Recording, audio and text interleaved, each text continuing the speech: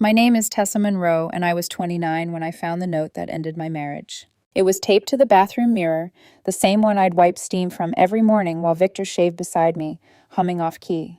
Tessa, I can't do this anymore. The house, the kids, pretending to be happy. It's suffocating me. I need to find myself before I lose my mind. I'll be back in a few years when I'm ready to be the father they deserve. Don't look for me.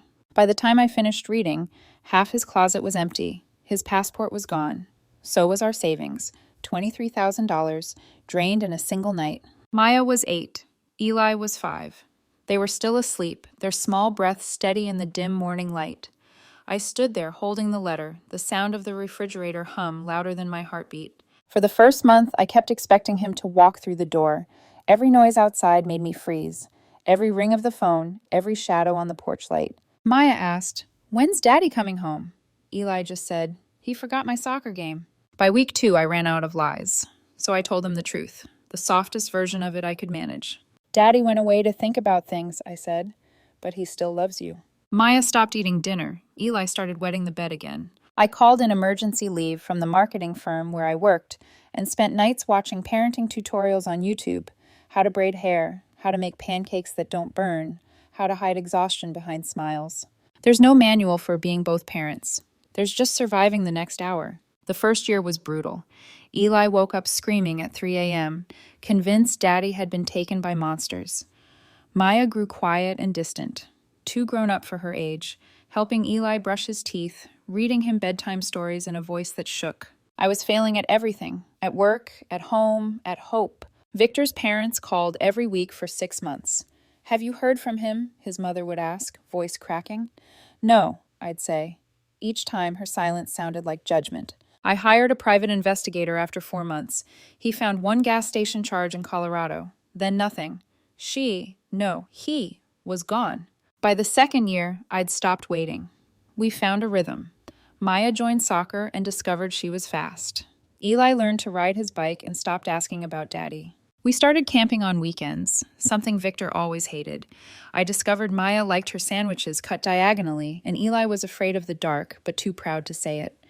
I learned that bedtime stories worked better when I did silly voices, and that Sunday pancakes could fix almost anything. My coworkers tried setting me up with people, but how do you explain abandonment? How do you date when you can still taste betrayal every time someone smiles too kindly? That's when I met Landon Reyes. He was a preschool teacher at Eli's new school, divorced, with a 6-year-old daughter named Iris. He had kind eyes and coffee stains on his shirt. The first time we talked, I was wearing mine inside out. "Rough morning?" he asked, smiling. "Is it that obvious?" I sighed, tugging at the crooked seam. "Yesterday I sent Iris to school wearing 2 different shoes," he said. "Parenting's basically a circus, and we're the clowns." I laughed for the first time in months. It startled both of us. Coffee after school events became lunches. Lunches became evenings, where the kids played in the yard while we cleaned up snack wrappers and compared notes on survival. He never asked about Victor until I told him.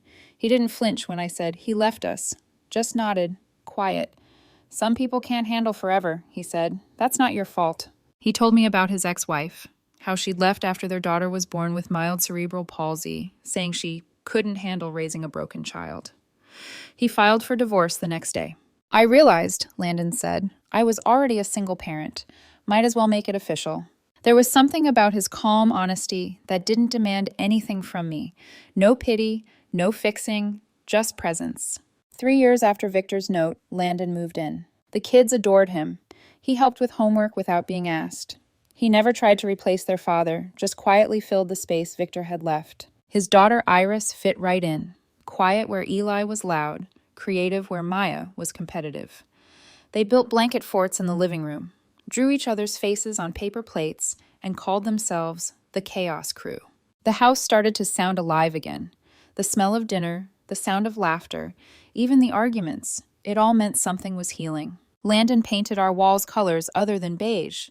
He hung pictures of us everywhere, our mismatched, accidental family. He taught Maya how to braid her own hair, and Eli how to cook scrambled eggs. We got married in our backyard on a June afternoon, under the same oak tree Victor and I had once planted together. My mother-in-law came, her hands shaking when she hugged me. "She's good for you," she whispered, watching Landon dance with the kids. "They're thriving. You all are." And for the first time since the morning of the note, I believed her. But sometimes, when the porch light flickered at night, I'd still glance toward the driveway, expecting headlights that never came. Because grief doesn't always cry, it just waits. And one day, without warning, it knocks again. Landon didn't move into my life like a wrecking ball. He arrived like good light, quiet, honest, making everything easier to see. The night he brought over 2 suitcases and a box of Iris's stuffed animals, the kids made a welcome parade. Eli banging a wooden spoon on a saucepan, Maya holding up a construction paper banner that said "Welcome Home" in bubble letters. Iris tucked her hand into mine like we'd been practicing for years. We ate spaghetti on the table that had mostly seen mail and permission slips. Landon did the dishes and sang badly to the radio. The kids shouted for him to stop and then demanded more. When he finished, he wiped his hands on a towel and looked at me like you look at a place you could stay a long time.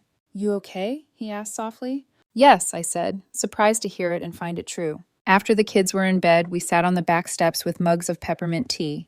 The oak tree threw a lace of shadow across the grass. "Rules?" he said. "Lay them on me." It undid me that he asked. "No sleepovers unless we tell the kids first," I said. "No big changes without a family meeting. We knock on bedroom doors. We don't pretend their father didn't exist. We don't force him into every conversation either." He nodded with the gravity of someone being given the safety instructions for a fragile heart. "My rule," he said.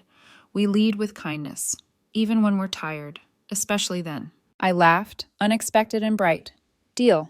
The routines stitched themselves slowly. Monday night was Landon's night to cook. Tuesday was my carpool. Wednesdays, the kids painted on the patio while he did lesson plans and I answered emails. We learned each other's tells, when his silence meant thinking and when mine meant breaking. Maya, who had been all edges since Victor left, started softening in places that mattered. She braided Iris's hair before school and returned to soccer like the field belonged to her. Eli stopped sleeping with the closet light on. When he woke from nightmares, he tiptoed to our room and stood in the doorway until one of us said, "Come here, buddy," and scooped him under the quilt between warm bodies and the smell of laundry soap. We met Landon's parents at Iris's school art fair. His mother hugged me as if I were her daughter. His father shook my hand with both of his, like he needed me to feel how serious he was about making us family. Later, my own mother, after a long stretch of brittle phone calls and suspect advice, came over with a pot of soup and a question shaped like permission. "Do you love him?" she asked, rinsing bowls in my sink as if she'd never stopped. "I do," I said, and felt every vowel land. We married in June. A small backyard wedding under ribboned branches and thrift store lanterns. Maya wore navy and stood as my best woman, hair French braided the way Landon taught her. Eli took Iris's hand and walked her to the front as ring bearers, faces solemn with the importance of carrying something that could be dropped. Victor's parents came, their grief traveling with them like weather. His mother cried during the vows not because she disapproved, but because she approved so fiercely it broke something loose. After the cake, she touched my cheek with the same hands that once held her son and said, "Thank you for giving them a home." That night, after everyone left and the yard was a battlefield of petals and paper plates, Landon pulled me close by the arch and swayed to the crickets. "You smell like vanilla frosting," he murmured. "You smell like dish soap and nerves," I said into his shoulder. "Iris asked if she can call you Mom Tessa if she wants," he said. I swallowed. "If she wants," I said. "There's no pressure." He smiled into my hair. Kindness, even when we're tired. We fell into the happy, relentless work of being a family. It looked like early alarms and lost shin guards and late-night glue sticks and notes taped to the door, reminding us to bring snacks. It looked like Landon teaching Eli to tie his shoes, and me teaching Iris to whistle, and Maya teaching all of us what winning with grace looks like. I was waiting for happiness to announce itself with fireworks, but it arrived with steadiness instead. Packed lunches that didn't leak, a minivan that didn't die on the freeway, 3 pairs of shoes by the door where there used to be 2. Sometimes, though, joy made me nervous. The porch light would flicker, and my old reflex would turn my head toward the driveway, expecting brights to flare across the lawn. Once, late on a Sunday, after we'd put the kids to bed and were folding laundry in companionable quiet, I saw a sedan idling 2 houses down, lights off. I went still. Landon followed my eyes. He stood casually, walked to the window, and lifted 2 shirts from the basket like a man considering hangers. Probably rideshare waiting for a pickup, he said softly, and touched the small of my back. The car slid away a minute later, like a forgettable thought. He never asked if I'd thought it was Victor. He didn't need to. He was kind, even when we were tired. A year passed. Then 2. Landon started a Saturday morning art program through the district, and I watched him transform a multi-purpose room into a place where children believed color could right the world. Iris began walking with a small brace that clicked faintly like a metronome, keeping honest time. She called it her robot leg and decorated it with star stickers. Maya made the travel team. Eli learned chords and banged them out on the old keyboard my mother found in her attic. We were ordinary and luminous, both at once. One spring evening, Maya asked if Landon could come to donuts with dads at school. She said it like a dare, chin up, hand hiding the nervous tremble with bravado. Landon swallowed, hard. "If you want me to," he said. "I do," she said quickly, too quickly, like she expected him to say no. He wore his one tie.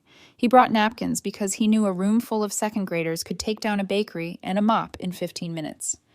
When I picked them up afterward, Maya handed me a paper with stick figures. Her in a blue dress, Eli with a dinosaur shirt, Iris with a gold star on her brace, and Landon holding a pink donut the size of a planet. "Good day?" I asked, trying not to cry. "The best," she said, and then, quieter, "I didn't feel weird." We took the kids camping that summer. The tent zipper stuck, and the marshmallows turned into black comets. We told ghost stories that made nobody sleep. At midnight, under a sky so full of stars it looked overdrawn, Eli asked, "Do we get to keep this forever?" "Yes," I said, not because I knew the future, but because I was learning how to choose it. On our second anniversary, Landon closed his classroom door, and I left work early. We sneaked away to the little diner where we'd once eaten fries, while the kids turned the sugar packets into an orchestra. He slid a small velvet box across the table. "I know we're married," he said, voice catching, "but this is for who we are now, for what we've built." It wasn't jewelry. Inside was a tiny key. I stared. "For the studio," he said. "That storefront on Lilac Avenue. The landlord agreed to let us split it. Your evenings for community workshops, my Saturdays for the art program. The kids can hang their stuff in the window. It'll smell like tempera paint and coffee forever." I closed the box and put my head in my hands and laughed like a person whose life surprised her in all the good ways. We painted the walls the color of light through a lemon slice and named it the patchwork because we'd stitched it that way. Piece by piece, bright square by bright square, nothing matching, everything belonging. Sometimes Iris called me Mom Tessa, sometimes just Tessa. It was always hers to choose. Eli called Landon L when he was mad and Dad when he wasn't thinking about what to call him at all. Maya never used labels. She used trust. That felt like the highest honor. And then, one Tuesday in late August, after soccer practice and before dinner, a car I didn't recognize pulled into our driveway and sat there, engine ticking. The porch light clicked on by itself, an early tremor of night. Landon looked up from the cutting board. I wiped my hands on a towel and stepped onto the porch. A woman climbed out of the passenger seat first. Thin, dark hair, too carefully styled, eyes scanning the garden like it was evidence. She stayed by the car. The driver's door opened. Victor stepped out. He was smaller than the last time I'd seen him, and older in a way that wasn't about years. He stood at the end of the path we'd set with flagstones, and inhaled like he'd swum across an ocean to get here. Landon came to the doorway behind me. His hand found my shoulder.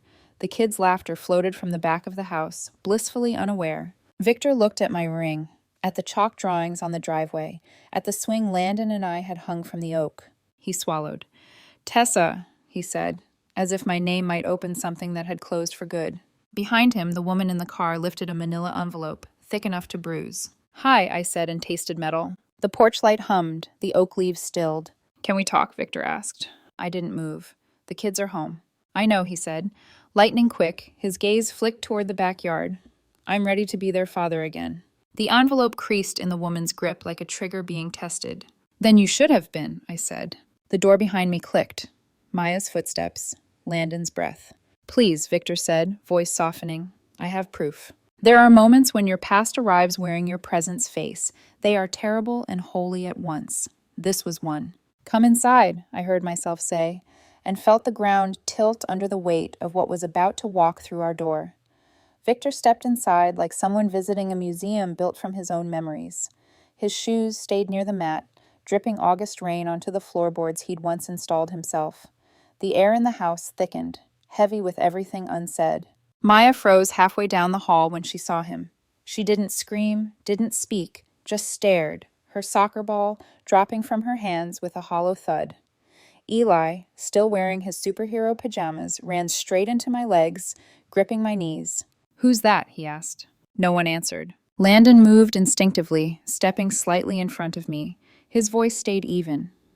"Can I help you?" Victor looked at the photos on the wall. School portraits, camping trips, birthday candles, frozen in laughter. When he saw one of Maya sitting on Landon's shoulders, he flinched, like it physically hurt. "I came for my family," he said finally.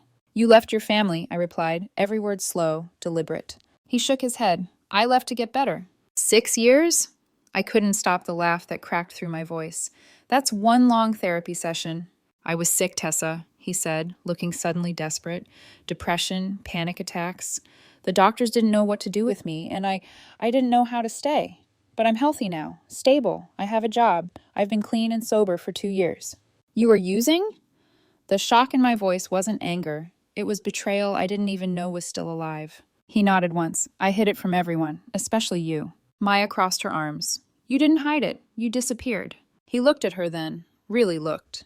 "You've grown," he said softly. "You look just like your mother." "I'm nothing like my mother," she said. "My mother doesn't leave." Eli's small hand tightened around mine. He barely remembered Victor at all. His voice came out small. "Are you my dad?"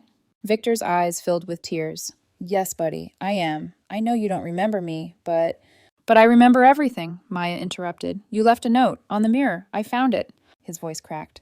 "Maya, you said you'd come back when you were ready to be a father," she said. "You just forgot we had to keep being kids while you were gone." The silence that followed was unbearable.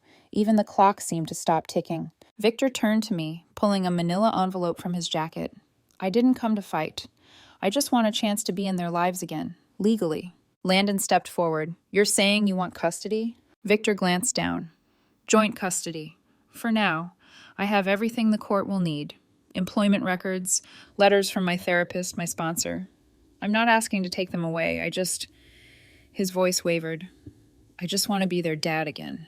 "You can't just want it," I said. "You have to have been it." Victor's lawyer, the woman from the car, appeared in the doorway holding more papers. "Ms. Monroe, you'll be hearing from the court. My client is petitioning for restoration of his parental rights." Landon's voice sharpened. "You mean the rights he abandoned when he drained her bank account and vanished?" "Abandonment isn't the same as termination," the lawyer replied calmly, "especially when caused by mental illness." Maya's face was pale. "What's happening?" I knelt to meet her eyes. "Nothing's happening right now," I said. "You're safe." But I wasn't sure I believed it. That night, after the kids were finally asleep, after hours of tears, questions, and long hugs, Landon and I sat in the living room surrounded by ghosts. The manila envelope lay unopened on the coffee table between us. "He's not staying here," Landon said. His voice was low, firm. "I know," I said, but he's not leaving quietly either." I opened the envelope. Inside were photocopied pay stubs, doctor's notes, and a handwritten letter addressed to Judge Karen L. Fremont. My eyes caught the first sentence. "Your Honor, I was once an unfit parent, but I've worked every day for 6 years to become a man my children can rely on again." I couldn't read further. My hands were shaking. Landon reached over, closing the folder gently. "We'll get a lawyer tomorrow." "I already failed them once," I said. "I can't let him hurt them again." "You didn't fail them," he said. "He did. You've done nothing but hold everything together." I wanted to believe him, but part of me, the part that still woke some nights imagining headlights in the driveway, wasn't sure. The next morning, Maya refused breakfast. "I'm not going to school," she said flatly. "What if he shows up?" "He won't," I promised, though I wasn't sure how I'd enforce it. At drop-off, she scanned the parking lot 3 times before stepping out of the car. I watched her walk toward the doors, small shoulders squared like armor. That afternoon, a sheriff's deputy came to the house. He handed me an official-looking packet and offered a sympathetic smile. "Petition for custody modification," he said quietly. "You've got 30 days to respond. Get representation, ma'am." After he left, I sank onto the steps with the papers in my lap. The words blurred: joint custody, rehabilitated parent, best interest of the children. Landon found me there 10 minutes later. "They served you?" "Yeah," I whispered. It's real now. He sat beside me, silent for a while, then said, We'll fight. I nodded, but a single question burned behind my teeth. What if the court thinks redemption matters more than time? 2 weeks later, we had our first meeting with the attorney. Her name was Samantha Price, mid-40s, calm voice, eyes that looked like they'd seen every version of heartbreak. After I told her everything, she leaned back in her chair.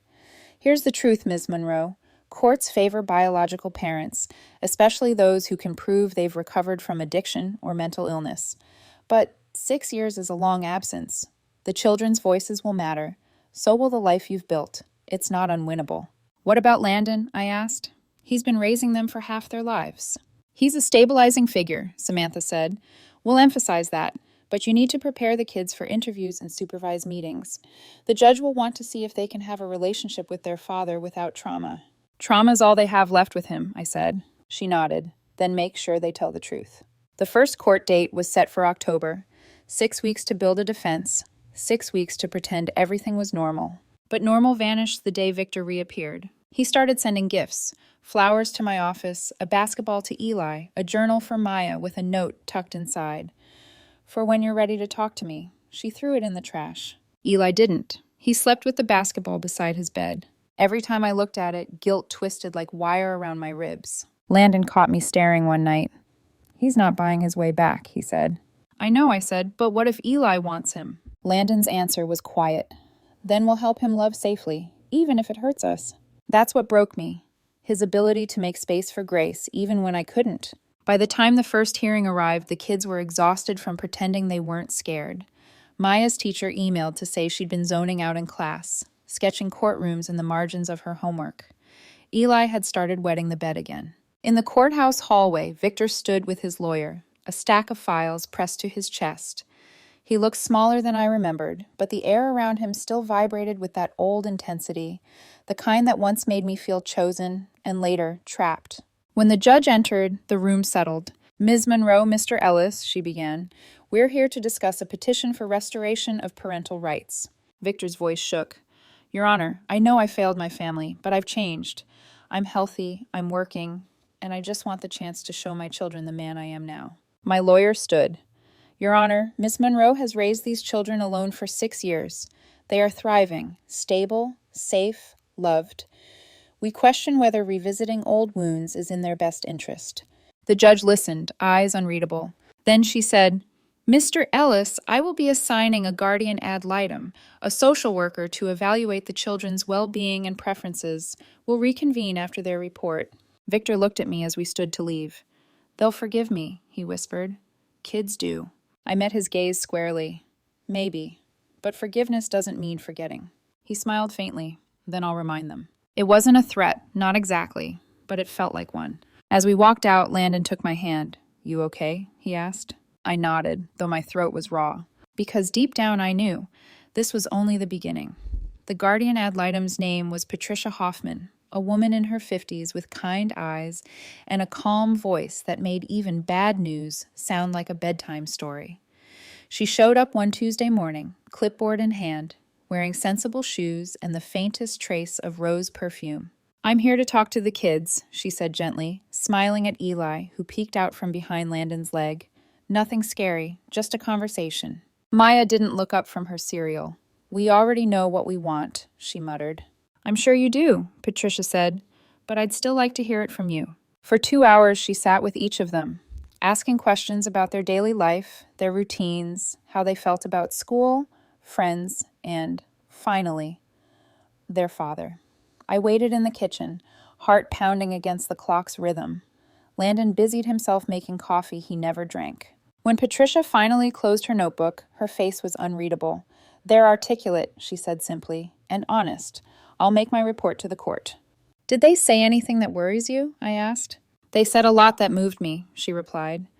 You've built them a safe world, but safety doesn't erase curiosity. Maya wants answers. Eli wants reassurance. Both want to feel heard. That night, when I tucked them in, Maya rolled onto her side and asked, Why does he want us now? I brushed hair from her face. Maybe he thinks he's ready. She stared at the wall. He's 6 years too late. Eli's voice floated from the bottom bunk. Does he know my favorite color? I swallowed hard. Probably not. Then he's not ready. Eli said simply and closed his eyes. 2 weeks later, we had our first supervised visit, a neutral facility with bright murals and too many toys. Victor sat at a low table, fidgeting with Lego pieces like he was trying to remember how to play. A social worker observed from behind a half-mirrored window. Maya entered first, chin high, spine straight as a ruler. Eli clung to her hand, eyes darting around the room. "Hey, champ," Victor said softly. Eli froze. Maya gave him a look that said, "Don't you dare cry." Victor picked up a Lego piece and smiled. "I used to build these with you, remember?" Maya didn't sit. "I was 8. I remember building by myself." He nodded slowly, forcing a smile. "That's fair. You've always been independent." For an hour he tried. Board games, art supplies, stories about the job he claimed to love. He told them about Portland, about the apartment near a park, about a cat he adopted, because I thought of you too. When it ended, Maya said, "Bye, Victor." Not Dad, just Victor. Eli whispered, "Can we go home now?" The social worker noted everything. By the third visit, Victor brought gifts, expensive ones. A brand new tablet for Maya, a drone for Eli. The social worker intervened, explaining that bribes were not bonding. Maya refused to take the tablet. "I don't need stuff," she said coldly. "I need someone who didn't leave." Victor's composure cracked. "I'm trying," he said. "Can't you see that?" "I saw you leave," she snapped. The air in the room thickened. The social worker stepped in, diffusing tension with practiced ease. Afterward, Maya refused to talk on the drive home. When we reached the house, she ran straight to her room and slammed the door. I found her sitting on the floor surrounded by drawings, sketches of trees, houses, and one picture of a man standing outside a window looking in. "Is that him?" I asked softly. She didn't answer. She just said, "He doesn't get to look in anymore." At the 6-week mark, Patricia's report came in. Her summary was balanced, almost painfully so. Mr. Ellis has made verifiable progress in his recovery and demonstrates a genuine desire to reconnect with his children. However, the children exhibit high anxiety and clear resistance to reunification. Their attachment to Ms. Monroe and Mr. Reyes is strong and central to their emotional stability. Recommendation: continue supervised visits for 3 additional months, with gradual introduction of community outings if trust develops. Landon exhaled in relief. "It's not ideal, but it's something." "It's survival," I said. "We'll take it." The next visit fell on a Saturday afternoon. When we arrived, Victor looked different, tidier, calmer. He'd brought art supplies instead of electronics. "I thought maybe we could paint," he said. Eli hesitated. "I like painting." So they painted. Simple things at first. Trees, houses, a stick figure family. Then Eli drew a motorcycle. "Mom rides one," he said proudly. Victor smiled faintly. "She always loved bikes. I used to hold her steady when she learned." Eli looked up, surprised. "Really?" "Really." For the first time, the room didn't feel like a battlefield. Maya still watched warily from the corner, but something in her eyes softened just enough to hurt. That night, after the kids were asleep, Landon asked, "Do you think it's possible he's changed?" "I think it's possible he wants to believe he has," I said. "And if the kids start to believe it too?" I stared out the window. The garden light flickered once, twice. "Then we deal with that, together." He touched my shoulder. Always together. By the 2nd month, the visits had become routine. The children dreaded them less, but never looked forward to them. Victor grew careful, measured, like a man rebuilding a house where the foundation still trembled. One afternoon, he brought a letter, handwritten, folded carefully. "For you, Tessa," he said. "Not legal, just human." I didn't open it until later, after the kids were asleep. "I know I can't undo what I broke. I know forgiveness isn't a switch. I just hope one day you'll tell them that leaving wasn't because I didn't love them. It was because I didn't know how to stay." Victor. I stared at it for a long time, then folded it back up. I didn't cry. I'd already done that for him years ago. The hearing reconvened in November. Patricia stood before the judge and presented her final observations. Victor's lawyer argued for unsupervised visitation. Our lawyer countered with documentation of the children's continued distress. The judge listened for nearly 2 hours, face carved from patience. Finally, she said, "Mr. Ellis, you've made admirable progress. But 6 years is a long time in a child's world. You've missed birthdays, school plays, scraped knees, and bedtime stories. You can't reclaim those years with gifts or promises." Victor lowered his head. Therefore, she continued, the court orders the continuation of supervised visits for an additional 6 months. After that, should the children express comfort and willingness, we'll revisit the possibility of extended contact. Victor's lawyer started to protest, but the judge raised a hand. The court prioritizes the welfare and emotional safety of minors. This case is not about parental redemption, it's about stability. When the gavel struck, the sound echoed through me like thunder. Outside the courthouse, Victor approached quietly. Thank you for not keeping them from me. I turned to face him. I never wanted to keep them from you. I just wanted to keep them safe. He nodded slowly, eyes glistening. You did that. You really did. Landon appeared beside me, his hand finding mine. Let's go home, he said softly. I nodded. Home, I whispered.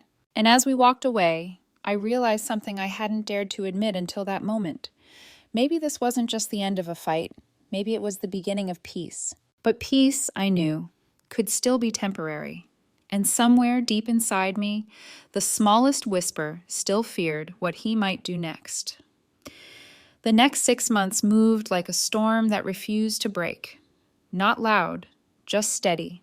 Supervised visits, court updates, letters from lawyers that arrived like unwanted ghosts in white envelopes.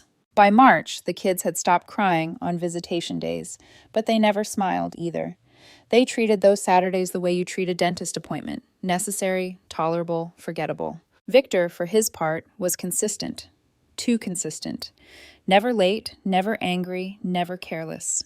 He brought healthy snacks, remembered birthdays, quoted therapy books, and told the social worker exactly what she wanted to hear.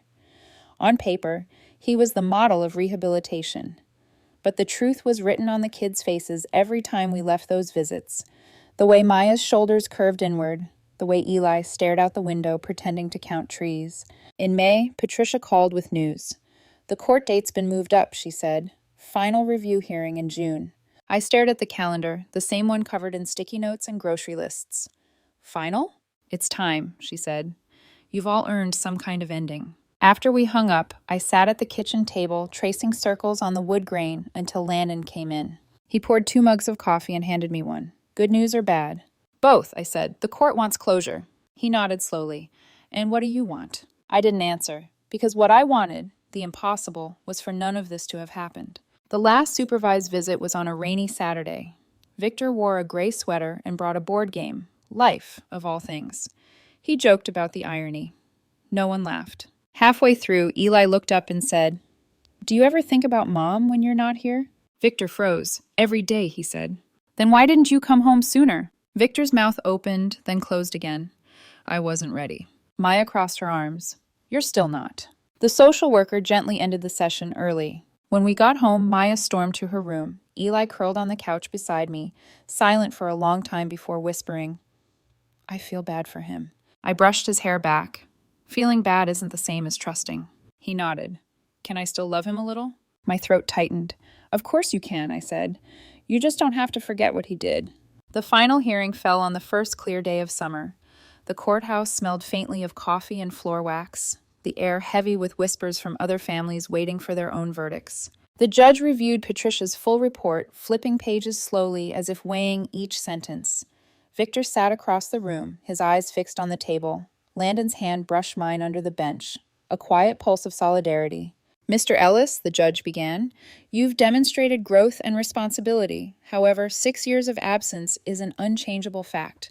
The children's emotional well-being and expressed wishes carry the greatest weight in this decision. She turned toward us. Ms. Monroe, you've provided a stable, nurturing environment. Mr. Reyes, your involvement has been integral to that stability. Maya lifted her chin, eyes bright with unshed tears. Eli reached for my hand. The judge continued. The children's guardian reports that both minors feel safe, supported, and rooted in their current home.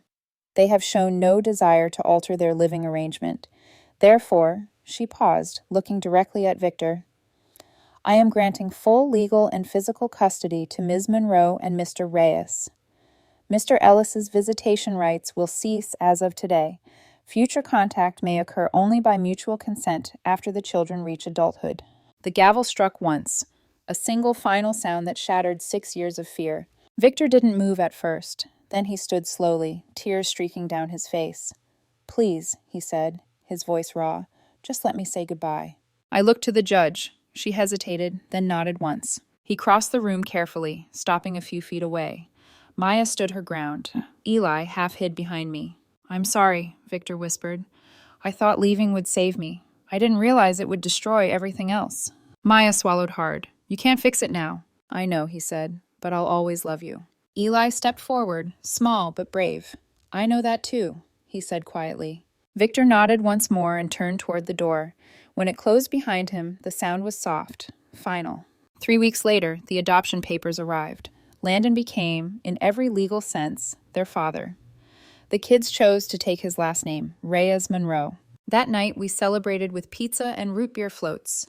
Eli insisted we clink glasses like grown-ups.